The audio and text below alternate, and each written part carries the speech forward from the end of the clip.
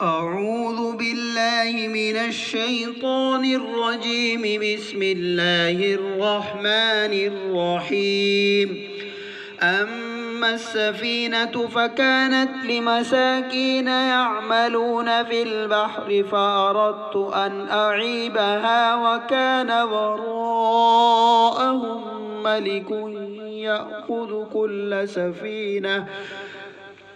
كل سفینۃ غصبا۔ جہاں تک کشتی کا تعلق ہے وہ کچھ غریب آدمیوں کی تھی جو دریا میں مزدوری کرتے تھے۔ میں نے چاہا کہ اس میں کوئی عیب پیدا کر دوں، کیونکہ ان کے آگے ایک بادشاہ تھا جو ہر اچھی کشتی کو زبردستی چھین کر رکھ لیا کرتا تھا۔ وَأَمَّا الْغُلَامُ فَكَانَ أَبَوَاهُ مُؤْمِنَيْنِ فَخَشِينَا أَن يُرْهِقَهُمَا طُغْيَانًا وَكُفْرًا۔ اور لڑکے کا معاملہ یہ تھا کہ اس کے ماں باپ مومن تھے، اور ہمیں اس بات کا خدشہ تھا کہ یہ لڑکا ان دونوں کو سرکشی اور کفر میں نہ پھنسا دے۔ فَأَرَدْنَا أَن يُبْدِلَهُمَا رَبُّهُمَا خَيْرًا مِّنْهُ زَكَاةً وَأَقْرَبَ رُحْمًا۔ چنانچہ ہم نے یہ چاہا کہ ان کا پروردگار انہیں اس لڑکے کے بدلے ایسی اولاد دے جو پاکیزگی میں بھی اس سے بہتر ہو اور حسن سلوک میں بھی اس سے بڑھی ہوئی ہو۔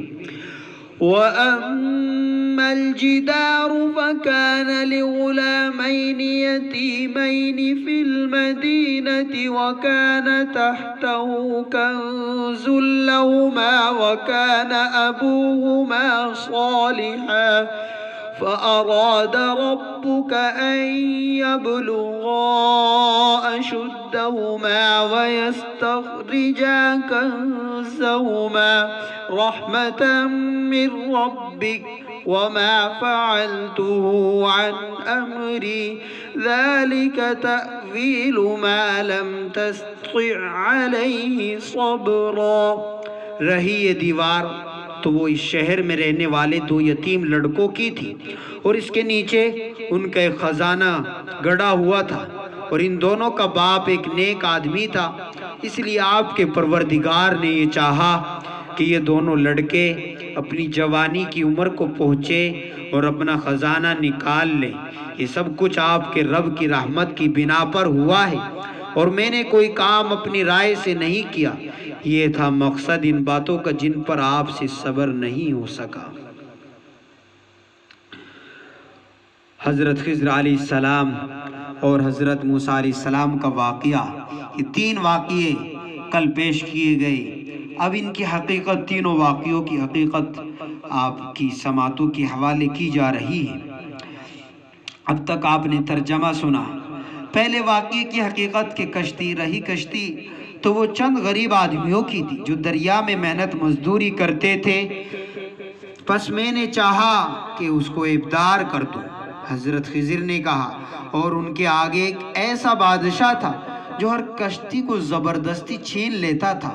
وہ کشتی جدھر جا رہی تھی اس طرف آگے ایک ظالم بادشاہ کی عملداری شروع ہوتی تھی جو ہر اچھی کشتی کو چھین لیتا تھا۔ اس لیے اگر میں اس کشتی میں سوراخ نہ کرتا تو وہ بادشاہ اسے بھی پکڑ لیتا اور ان غریبوں کے ہاتھ سے ذریعہ معاش چلا جاتا۔ اب یہ لوگ اس کی مرمت تھوڑے میں کرا لیں گے اور نقصان عظیم سے بچ جائیں گے۔ یہ تھی پہلے واقعے کی حقیقت۔ یہاں پر مسکین آیا تو مسکین کس کو کہتے ہیں؟ مسکین اس شخص کو کہتے ہیں جس کے پاس کچھ نہ ہو، اور ایک لفظ آتا ہے فقیر۔ فقیر وہ ہے جس کے پاس بقدر گزارا نہ ہو۔ سورۃ البلد میں بھی یہ لفظ آیا، او مسکینا ذا متربہ، خاک نشی مسکین جس کے پاس بچھونا تک نہ ہو، مٹی پر پڑتا ہو۔ تو اس آیت میں کشتی والوں کو کشتی کے باوجود مسکین کہا گیا، یا تو ترس کھاتے ہوئے کہا گیا ہے، یا کشتی ان کی ملک میں نہ ہوگی، عاریت ہوگی، مانگی ہوئی ہوگی، یا مالک کوئی اور ہوگا، یہ لوگ محنت مزدوری کرتے ہوں گے۔ بہرحال یہ ایک بات ضمناً آ گئی تھی۔ دوسرا واقعہ اس کی حقیقت کہ رہا لڑکے کا معاملہ تو اس کے ماں باپ ایماندار تھے، بس ہمیں اندیشہ ہوا کہ وہ لڑکا ان دونوں پر سرکشی اور کفر سے چھا جائے، اس لیے ہم نے چاہا کہ اس کے پروردگار اس کے بدلے میں ان کو ایک ایسی اولاد عطا فرمائے جو پاکیزگی میں اس سے بہتر ہو، شفقت میں بھی اس سے بڑھ کر ہو۔ اس لڑکے کی سرشت میں کفر و سرکشی تھی، والدین اس کے نیک اور صالح تھے۔ حضرت خضر علیہ السلام کو وحی سے یہ بات معلوم ہوئی کہ یہ لڑکا بڑا ہو کر والدین کے لیے فتنے کا سبب فتنہ بنے گا۔ والدین اپنی طبی محبت کی وجہ سے بے دینی میں اس کا ساتھ دیں گے، اس لیے حضرت خضر علیہ السلام نے اس لڑکے کا کام تمام کر دیا، اور لڑکے کا مارا جانا والدین کے حق میں رحمت اور ان کے دین کی حفاظت کا ذریعہ بن گیا۔ جو صدمہ ان پر پہنچا، حق تعالیٰ نے اس کی تلافی ایسی اولاد سے کر دی جو پاکیزگی میں مقتول لڑکے سے بہتر تھی اور ماں باپ پر شفقت و مہربانی میں بڑھ کر تھی۔ کہتے ہیں کہ اس کے بعد اللہ تعالیٰ نے ان کو ایک نیک لڑکی دی جو ایک نبی سے منسوب ہوئی، اور ایک نبی اس سے پیدا ہوئے جس سے ایک امت چلی۔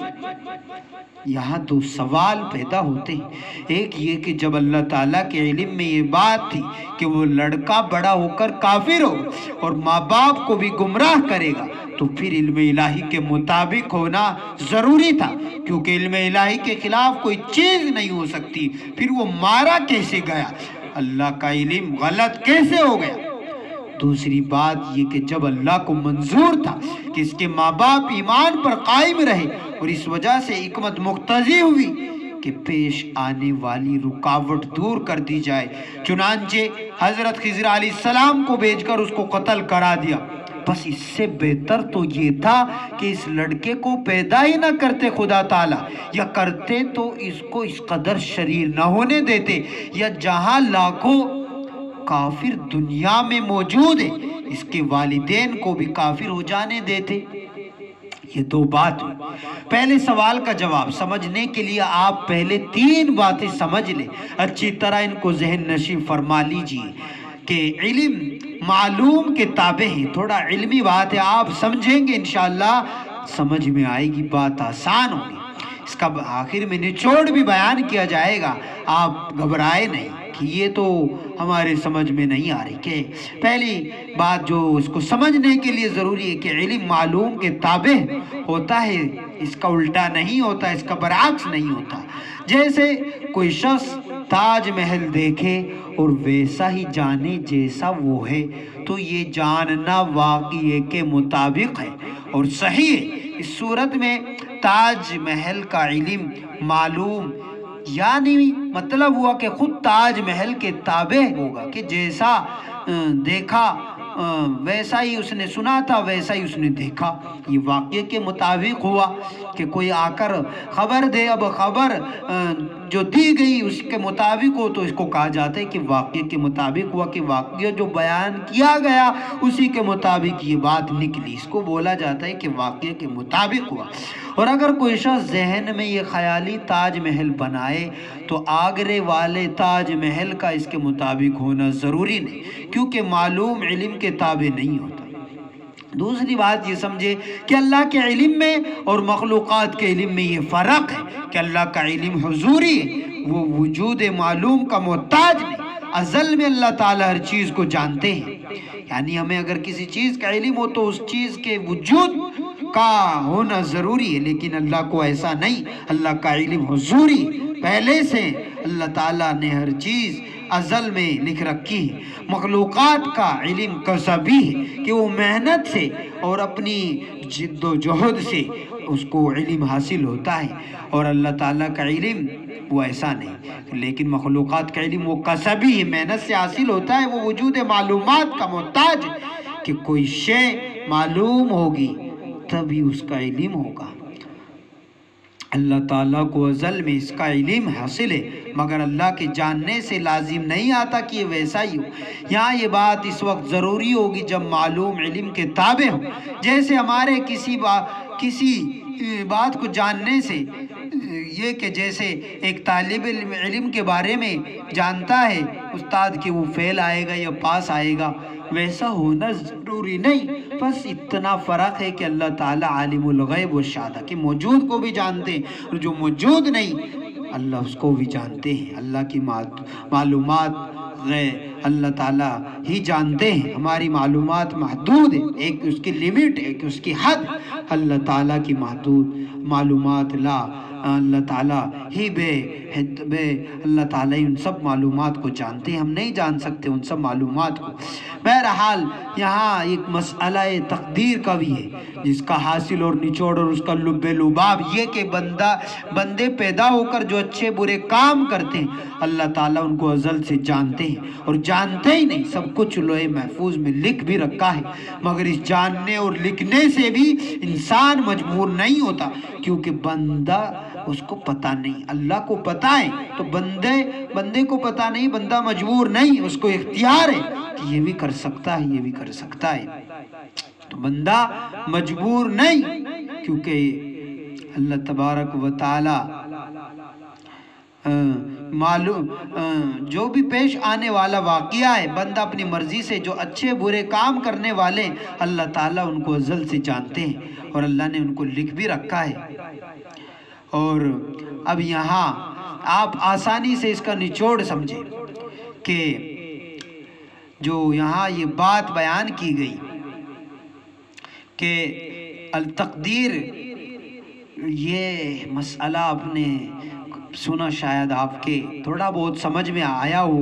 تقدیر کے معنی پلاننگ کے، اللہ تعالیٰ نے ازل میں ہی ہمیشہ سے پہلے سے ہی کائنات کے لیے جو ایک اندازہ مقرر کیا، اس میں یہ طے کیا ہے کہ انسان جزوی اختیار رکھنے والی مخلوق ہوگی، پھر وہ اپنی مرضی اور اپنی جزوی اختیار سے جو کچھ کرے گی اس کو اللہ تعالیٰ ازل سے جانتے، اس کو لکھ بھی رکھا ہے۔ اب جو آسانی سے سمجھ میں آئے گا کہ اللہ تعالیٰ ازل میں صرف یہی نہیں جانتے کہ وہ لڑکا بڑا ہو کر ضرور کافر ہوگا، اس کے والدین اس کے فتنے میں مبتلا ہوں گے، بلکہ علم الہی میں پوری تفصیل ہے کہ اگر وہ لڑکا بڑا ہوتا تو کافر ہوتا اور اس کے والدین کے لیے فتنہ بنتا، مگر وہ بلوغ سے پہلے ہی بچپن میں مر جائے گا یا مار دیا جائے گا، اس لیے وہ کافر نہ ہوگا، نہ اپنے والدین کے لیے فتنہ نہ بنے گا۔ یہ سب اللہ کو معلوم ہے، یہ سب جانتے اللہ تعالیٰ جو ہو رہا ہے، جو ہونے والا ہے اور جو ہوا ہے۔ بہرحال دوسرا سوال، اس کا جواب آپ سماعت کریں، وہ آپ ملاحظہ فرمائے، یہ کہ تکوینیات کے بارے میں انسان کا علم نہ ہونے کے برابر ہے۔ حضرت خضر علیہ السلام نے اس سے تو پردہ اٹھایا کہ اس لڑکے کو مار ڈالنے میں یہ حکمت تھی، مگر یہ بات کوئی نہیں جانتا کہ اس کو پیدا کرنے میں کیا حکمت۔ جیسے انسان کے بدن میں کئی جگہ پر بال اگتے ہیں، ناخن بڑھتے ہیں، شریعت کا حکم یہ کہ ان کو صاف کیا جائے، یہ نظافت کا تقاضا ہے، مگر سوال پیدا ہوتا ہے کہ جب ان کو کاٹنا ضروری ہے تو اللہ تعالیٰ نے ان کو پیدا ہی کیوں کیا؟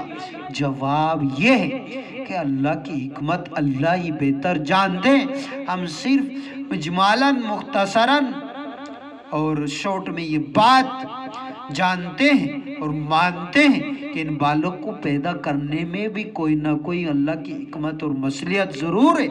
اسی طرح اس لڑکے کو پیدا کرنے میں بھی اللہ کی کوئی نہ کوئی حکمت ہے جو ہم نہیں جانتے، اللہ ہی جانتے اور بہتر جانتے ہیں۔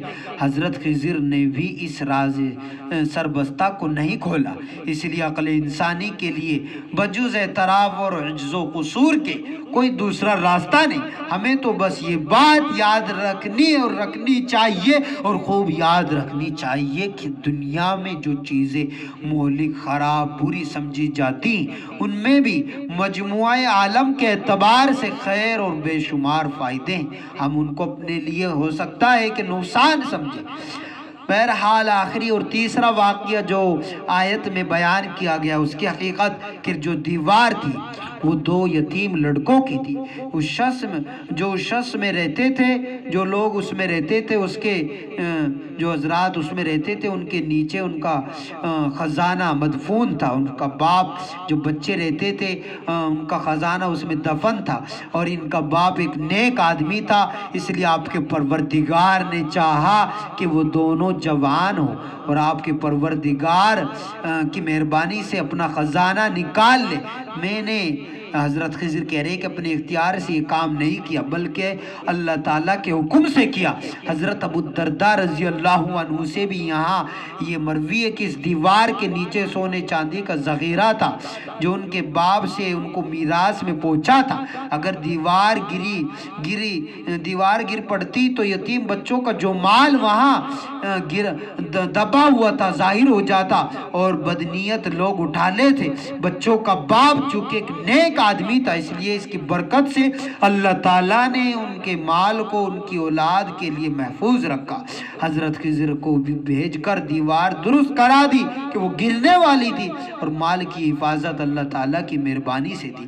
حضرت خضر کا دیدار، حضرت خضر کا یہاں پر جو دیوار سیدھا کرانا تھا، یہ اللہ کے حکم سے تھا، اس پر انہوں نے مزدوری نہیں لی۔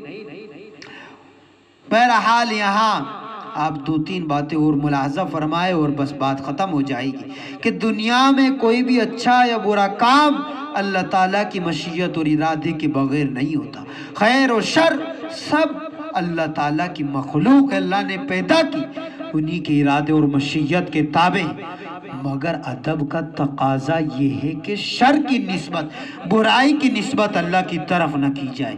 چنانچہ حضرت خضر علیہ السلام نے جب کشتی توڑنے کا ذکر کیا تو چونکہ وہ کام بظاہر ایک عیب اور برائی تھا، اس لیے اس کے ارادے کی نسبت اپنی طرف کی۔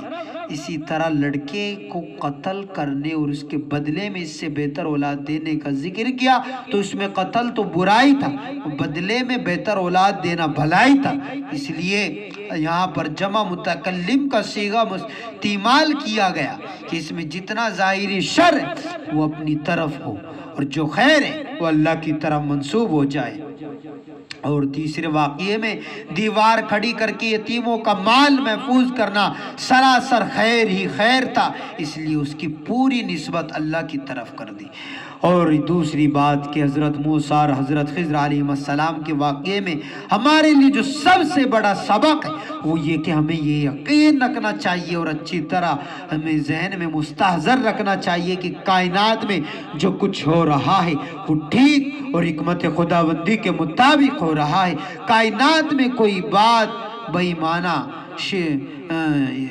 شرک نہیں کہ سب کا مقتضی پورا نہ ہو یا سب کی ضد صادر ہو۔ ہر چیز خدا نے جس مقصد سے پیدا کی ہے وہ اس مقصد کی تکمیل میں لگی ہوئی ہے۔